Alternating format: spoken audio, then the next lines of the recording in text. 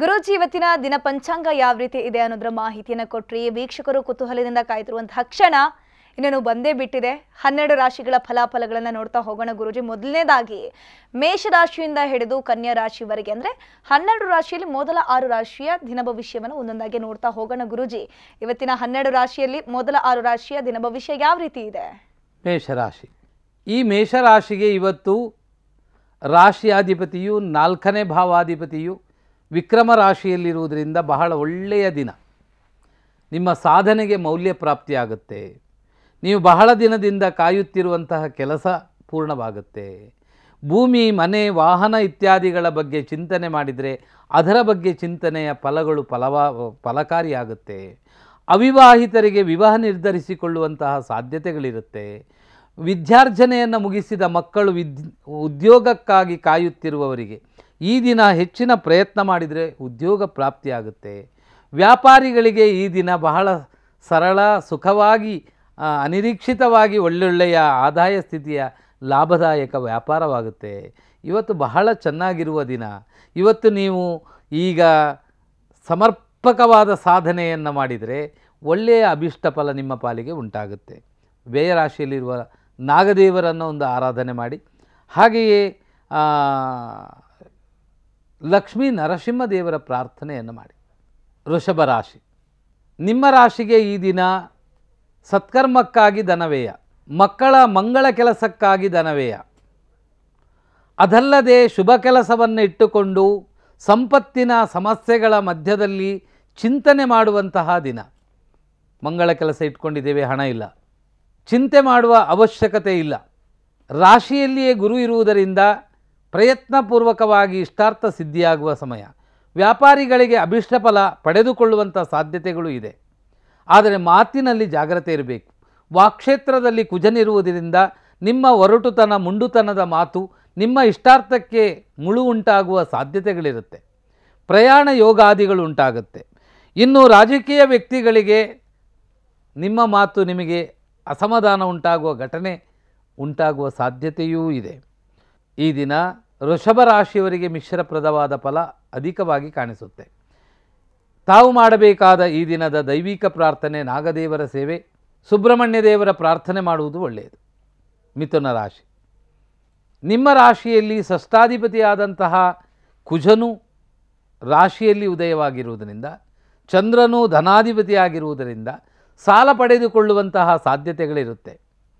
ಅಥವಾ ಇನ್ನೊಬ್ಬರಿಂದ ಆಶ್ರಯವಾಗಿ ಸಂಪತ್ತನ್ನು ಕೇಳುವ ಸಾಧ್ಯತೆಗಳಿರುತ್ತೆ. ಮಾಡಿದ ಕೆಲಸಗಳು ನಿಧಾನಗತಿಯಾಗಿ ಮನಸ್ಸಿಗೆ ಖಿನ್ನತೆಗಳು ಒಳಪಡುವಂತಹ ಸಾಧ್ಯತೆಗಳಿರುತ್ತೆ.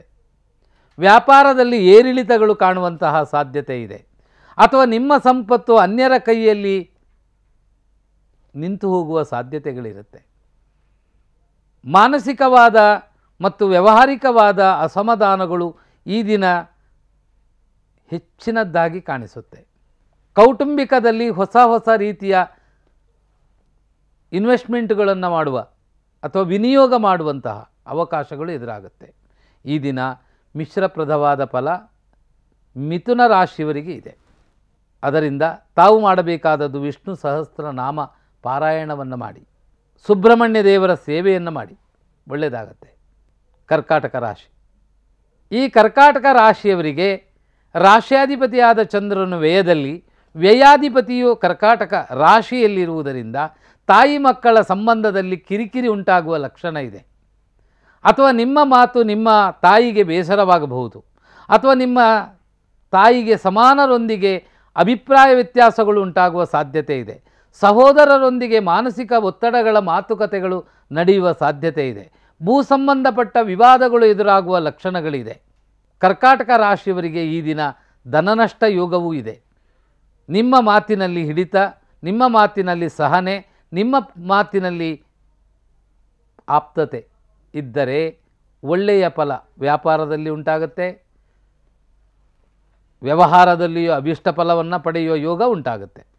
ಅದರಿಂದ ಈ ದಿನ ಬಹಳ ಜಾಗ್ರತೆ ಇರುವುದು ಕರ್ಕಾಟಕ ರಾಶಿಯವರಿಗೆ ಒಳ್ಳೆಯದು.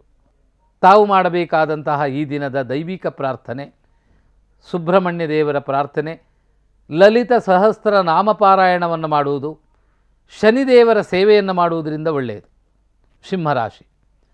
ನಿಮ್ಮ ರಾಶಿಗೆ ಈ ದಿನ ಅನಿರೀಕ್ಷಿತ ಧನಲಾಭ ಯೋಗ. ರಾಜಕೀಯ ವ್ಯಕ್ತಿಗಳಿಗೆ ಒಳ್ಳೆಯ ಸ್ಥಾನಮಾನ, ಸಂಪತ್ತಿನ ಸಂಬಂಧಪಟ್ಟ ಅಭಿಷ್ಟ ಫಲಗಳನ್ನು ಪಡೆಯುವ ಎಲ್ಲ ಯೋಗಗಳು ಇದೆ. ಪೂರ್ವಾರ್ಜಿತ ಪಿತ್ರಾರ್ಜಿತವಾದ ಭೂಮಿಯ ವ್ಯಾಜ್ಯದಿಂದ ಮುಕ್ತಿಯಾಗುವ ಸಾಧ್ಯತೆಗಳಿದೆ. ಹೊಸ ವ್ಯವಹಾರವನ್ನು ಪ್ರಾರಂಭ ಮಾಡುವಂತಹ ಅಥವಾ ಮನೆಯನ್ನು ಬದಲಾಯಿಸಿ ನವೀನಕೃತ ಗೃಹ ನಿರ್ಮಾಣ ಮಾಡುವಂತಹ ಅವಕಾಶಗಳು ಚೆನ್ನಾಗಿ ಕಾಣಿಸ್ತಾ ಇದೆ.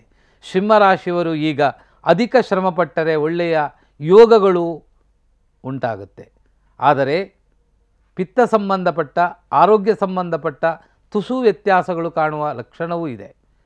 ಸಹನೆ, ತಾಳ್ಮೆ ಮತ್ತು ಸಮಯಕ್ಕೆ ಮೌಲ್ಯವನ್ನು ಹೆಚ್ಚಿನದ್ದಾಗಿ ಗಮನ ಇಟ್ಟರೆ ಇಷ್ಟಾರ್ಥ ನಿಮ್ಮ ಪಾಲಿಗೆ ಉಂಟಾಗುತ್ತೆ.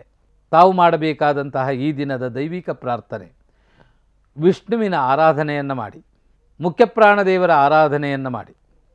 ಕನ್ಯಾ ರಾಶಿ, ನಿಮ್ಮ ರಾಶಿಗೆ ಈ ದಿನ ಮಾನಸಿಕವಾದ ಗೊಂದಲಗಳು ಅಧಿಕವಾಗುವ ಸಾಧ್ಯತೆ, ಉದ್ಯೋಗದ ವಿಷಯದಲ್ಲಿ ದೂರ ಸ್ಥಳ ಪ್ರಯಾಣ ಮಾಡುವಂಥ ಅನಿವಾರ್ಯತೆಗಳು, ಅದಲ್ಲದೆ ವ್ಯಾಪಾರದಲ್ಲಿ ಅನಿರೀಕ್ಷಿತವಾಗಿ ನಷ್ಟ ಕಾಣುವ ಸಾಧ್ಯತೆಗಳು ಅಥವಾ ಕೌಟುಂಬಿಕ ನೆಲೆಯಲ್ಲಿ ಕೆಲವು ಹಣಕಾಸಿನ ಮುಗ್ಗಟ್ಟುಗಳು ಕಾಣುವಂತಹ ದಿನ. ವ್ಯಾಪಾರಿಗಳಿಗೆ ಈ ದಿನ ನಷ್ಟವಲ್ಲದೆ ಇದ್ದರೂ ಅಧಿಕ ಲಾಭವಿಲ್ಲ.